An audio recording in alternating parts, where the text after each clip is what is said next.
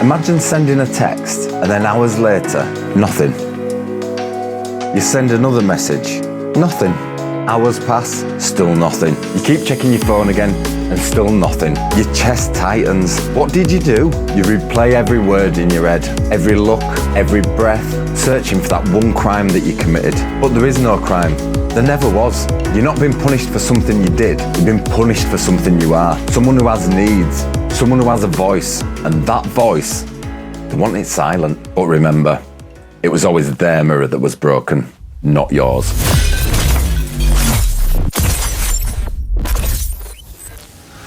Welcome to Shattered Mirrors. I'm Aaron. I'm not a doctor, I'm not a therapist, I'm just somebody who's lived through the experience of narcissistic abuse. I'm just a survivor who took some notes. And today we're talking about one of the most cruelest weapons in the narcissist's arsenal, the silent treatment. Now let's be clear about something. We're not talking about somebody needing a bit of space after an argument and time to cool down. We're talking about something different today. Healthy people will tell you they need time. They'll say something like, just give me an hour, I need time to cool down, and then I'm just upset now, and then we'll sort it out in a bit. That's communication, and that's respect. What the narcissist does is something else entirely. It's not about them needing time to process their emotions. It's about controlling yours. They disappear emotionally, sometimes physically, without warning and without explanation. And that's the key word there, without explanation. Because the moment that they explain what's wrong, you have time to address it, to fix it, to take back some control. And control, that's not what a narcissist wants to give up. And this is what you need to understand about how this works in their crazy little minds. To a narcissist, your emotional stability is a resource to them. It's something they can tap into whenever they need a boost.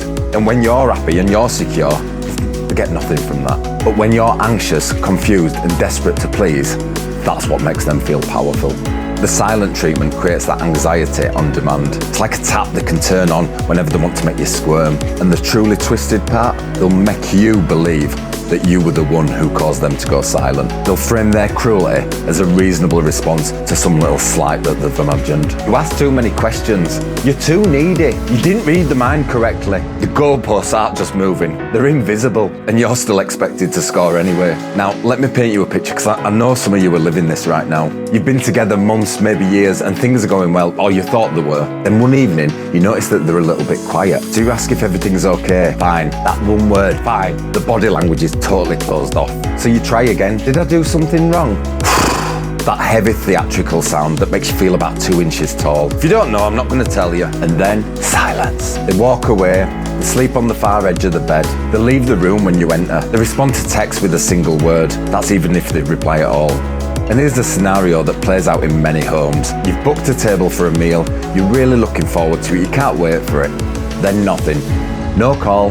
No text, they simply don't show up. You sat there looking like a fool, trying to explain to the waiter what's happened. And then when you finally reach them hours later, they act like nothing's happened. Or worse still, they blame you. Well, I didn't think you really wanted to go. You didn't seem that excited for it. And then suddenly, you're the one apologising for it all, saying you'll be a bit more enthusiastic for it next time. The text messages during these times are really, really telling. You send something simple like, hey, I'm just thinking of you, hope work's going okay. Nothing.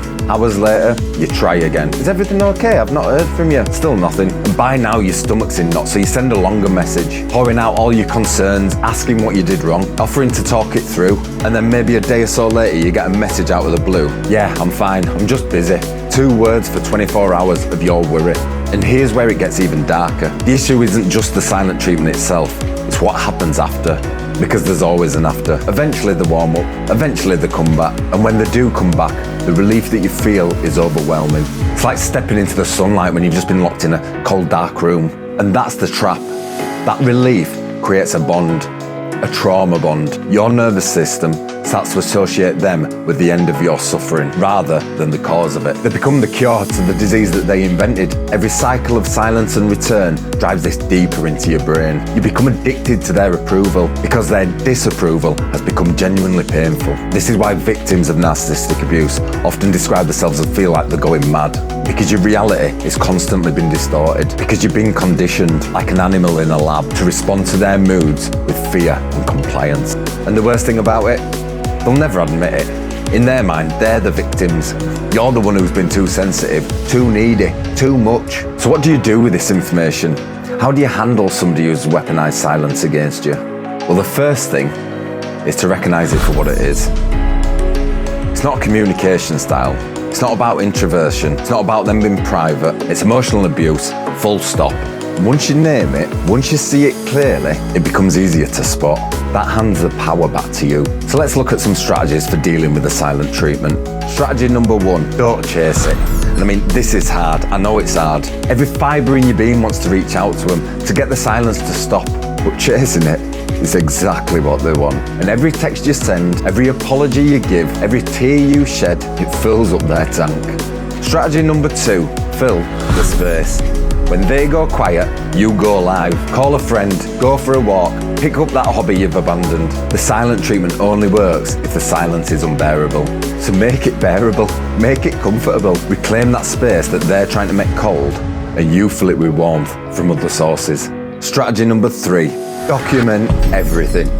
Start keeping a record. Dates, times, what triggered it, how long it lasted. Not for them, but for you. Because when you're in the middle of it, your mind plays tricks on you. You minimise, you excuse, you forget how many times this has happened before, and a written record keeps you honest with yourself. And finally, if you can, and if it's safe to do so, just think, is this relationship even worth it at all? I know that's not what some of you want to hear. You love them. You've built a life with them, but ask yourself this. How many more years are you willing to be a hostage to somebody else's mood? How much more peace will you sacrifice on the altar of their ego? And here's what I want you to hold on to today. Their silence is not your punishment, it's their confession. It's a confession that they can't meet you, they can't match you, they can't give you the love that you deserve. You're not too much, you're not needy, you're not asking for the impossible, you're asking for the bare minimum. To be heard, to be seen, to be treated like you matter. And if they can't give you that, then their silence tells you everything. It told you who they are, it told you what they value, and it's told you exactly what you need to do. Walk away from the silence and find voices that won't go silent on you. You deserve to be heard. You always did. Take care of yourself, and remember, it was always their mirror that was broken, not yours.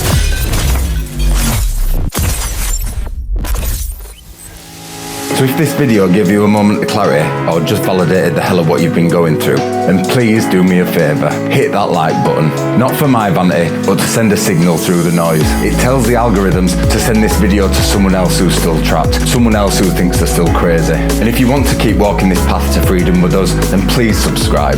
Let's get the truth out there.